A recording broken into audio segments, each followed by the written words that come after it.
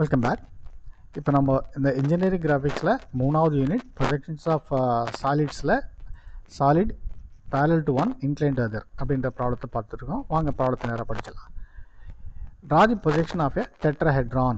டெட்ராஹெட்ரான்றது இது வந்து regular polyhedra. All sides are equal, all faces are equal and it is equal to equilateral triangle. அதுதான் tetrahedron. அப்போ ஒரு value தான் கொடுப்பாங்க. ஸோ டெட்ராவோட சைடு வந்து 35 mm கொடுத்தாங்க. Is kept such that the face is inclined at 30 degrees to HP. அதாவது resting face is inclined at 30 degrees to HP. அப்படின்னா நீங்கள் இனிஷியலாக 0 degree HPன்னு போட்டு அந்த ரெஸ்டிங் ஃபேஸை முதல்ல வரைஞ்சிடுறீங்க டாப் வியூவில். ப்ராப்ளத்தை கம்ப்ளீட் பண்ணிவிடும் முதல்ல. 30 degrees to HP with one of its edges in HP and that face is perpendicular to VP. That means அந்த ஃபேஸ்ன்றது பேஸு ஃபேஸ் ரெண்டும் ஒன்று தான் இந்த கேஸில். So base is incline to HP and perpendicular to VP. அப்போ base incline to HPயை முதல்ல 0 degree to HPன்னு போட்டு அந்த பேஸை வந்து கம்ப்ளீட்டாக தெரியும் ட்ரையாங்கிளாக வரைஞ்சிட்டு அதோட கரஸ்பாண்டிங் ஃப்ரண்ட் வியூ வரைஞ்சிட்டு அந்த ஃப்ரண்ட் வியூ இதில் இருக்கிற பேஸ் லைனாக தெரியும் இல்லையா, அதை 30 டில் பண்ணி நம்ம வரைஞ்சி front second and final front view கண்டுபிடிச்சிட்டு ப்ரொஜெக்டார் ஹாரிசான்டல் லைன் வரைஞ்சிங்கன்னா செகண்ட் அண்ட் ஃபைனல் டாப் வியூவும் கிடைக்கும்.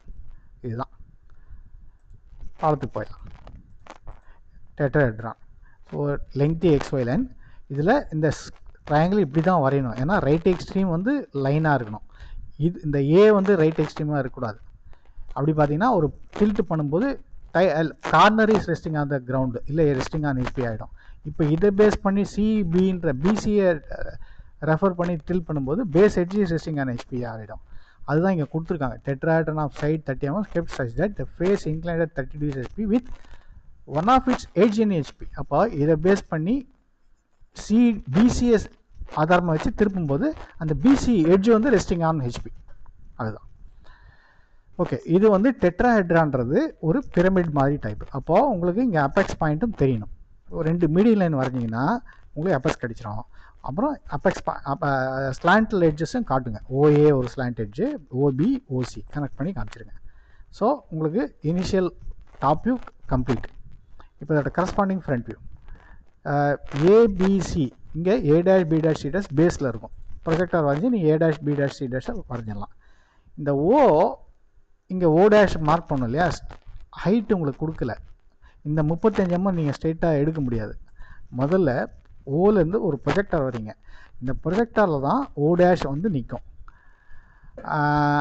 அப்போது இந்த வியூவில் பாருங்கள், இந்த டாப் வியூவில் பாருங்கள், 3 ஸ்லாண்ட் எட்ஜ் இருக்கு இல்லையா, OA OB OC. இந்த 3 ஸ்லாண்ட் எட்ஜில் எந்த ஸ்லாண்ட் எட்ஜ் வந்து parallel to VP அப்படி இல்லைனா parallel to XY இருக்குதுன்னு பாருங்கள்.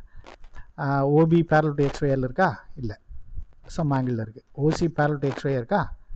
இல்லை, அதுவும் ஆங்கிளில் இருக்குது. But OA parallel to XY இருக்கா? எஸ். அப்போ OA parallel to XYனா OA parallel to VPன்னு அர்த்தம். இப்படி இருந்தால் அதோட corresponding front view O', A' வந்து ட்ரூ லெங்க்த்தை காமிக்கும். இப்போ ட்ரூ லெங்க்த் எவ்வளவு? 35. இப்போ காம்பஸை 35 mm செட் பண்ணி A' சென்டராக வச்சு இங்கே ஒரு ஆர்க்கை கட் பண்ணிங்கன்னா உங்களுக்கு O' கிடச்சிரும். இதுதான் ப்ரொசீஜர். ஸோ A' சென்டராக வச்சு இந்த 35ன்றத ரெடியூஸாக வச்சு கட் பண்ணிங்கன்னா இந்த ப்ரொஜெக்டாரில் O' கிடச்சிரும். இப்போ ஃப்ரண்ட் வியூ நீங்கள் கம்ப்ளீட் பண்ணிடலாம். இப்போ ப்ராப்ளத்துக்கு போங்க. அந்த ஃபேஸ் அதாவது பேஸ் இந்த A', B', C' இல்லையா, 30 degree to HP. அப்போது இந்த BC லைனை இங்கே எங்கேயா மார்க், பிசின்றத பாயிண்ட் இங்கே எங்கேயா மார்க் பண்ணிவிட்டு ஒரு 30 degree லைன் இப்படி வரைஞ்சிட்டிங்கன்னா அதை பேஸ் பண்ணி இது ஒரு ட்ரையாங்கிள் தானே, அதை ட்ரையாங்கிள் மாதிரி கன்சிடர் பண்ணி ஆர்க்கு வரைஞ்சிங்கன்னா உங்களுக்கு O1' கிடச்சிடும். இப்போ முதல்ல பேஸை திருப்பிடுவோம். 30 degree ப்ராப்ளத்தில் 30 degree தான் கொடுத்துருக்கு. 30 degree திருப்பியாச்சு. இப்போ இது ஒரு ட்ரையாங்கிள் தான். இந்த ட்ரையாங்கிளாக கன்சிடர் பண்ணிங்கன்னா ஆல்ரெடி உங்களுக்கு காம்பஸ் வந்து 35 mm செட் ஆகிருக்கு. அப்போது அதே காம்பஸ் ஆல்டர் பண்ணாமல் இங்கே A' செட் பண்ணி இங்கே ஒரு ஆர்க் வரீங்க. அப்புறம் காம்பஸை B', O' செட் பண்ணி இங்கே B' சென்டராக வச்சு இங்கே ஆர்க் கட் பண்ணிங்கன்னா உங்களுக்கு O1' கிடச்சிடும். ஸோ உங்களுக்கு இப்போ second and final front view complete ஆகிடுச்சு. இப்போது இந்த இந்த பேஸ் இங்கே நீங்கள் top view second and final top view அது எப்படி இந்த எக்ஸ்ட்ரீமில் பார்க்கணும். இந்த எக்ஸ்ட்ரீம் டாப்லேருந்து பார்க்குறாரு, அப்போ தான் டாப் வியூ இங்கே கிடைக்கும். இந்த அப்சர்வருக்கு இந்த அபெக்ஸ் ஓ நியரஸ்ட்டாக இருக்குது, இந்த edge B dash C dash மட்டும் ரொம்ப தூரமாக இருக்குது. அநேகமாக அந்த B dash C dash edge மட்டும் தெரியாது, இல்லை சம் ஸ்லாண்ட் எட்ஜும் தெரியாது. பார்க்கலாம் எப்படின்ட்டு.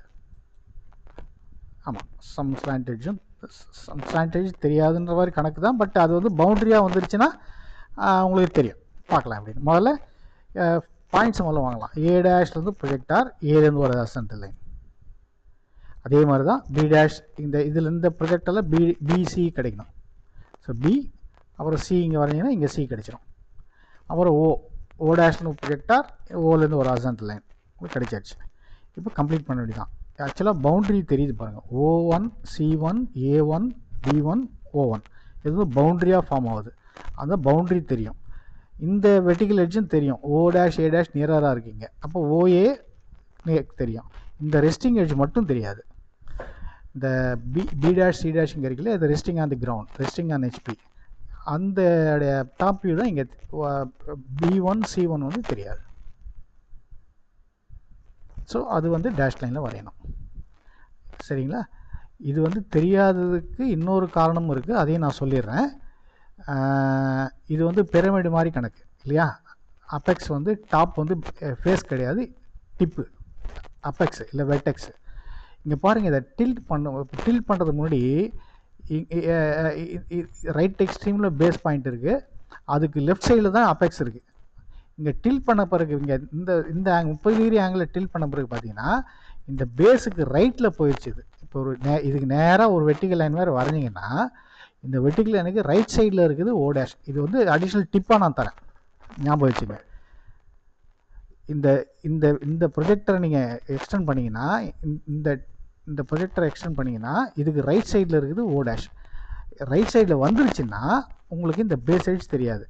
இல்லை 30 டிகிரி, ஃபார் எக்ஸாம்பிள் சொல்கிறேன், 10 டிகிரி தான் திருப்பியிருந்தாங்கன்னா ஒரு வேளை இந்த O டேஷ் பாயிண்ட் இந்த பக்கமே இல்லை, இந்த வெர்டிகல் லைனுக்கு லெஃப்ட்லேயே இருந்திருக்கும். வெர்டிகல் லைன் என்னால் சரியாக வர முடியல. ஓகே, ஒருவேளை 30 டிகிரி 10 டிகிரியாக இருந்ததா, ஒருவேளை இந்த O டேஷ் பாயிண்ட் இங்கே எங்கேயா இருக்கும், எங்கேயா இருந்திருந்தால் இந்த பேஸ் எட்ஜ் கூட தெரியும் ஆக்சுவலாக. ஸோ இது ஒரு ஞாபகம் வச்சுங்க. இதெல்லாம் வந்து ஹிடன் எட்ஜஸ்க்கும் விசிபிள் எட்ஜஸ் கண்டுபிடிக்கிறதுக்கான ஒரு சில டிப்ஸ் மாதிரி நீங்கள் எடுத்துங்க.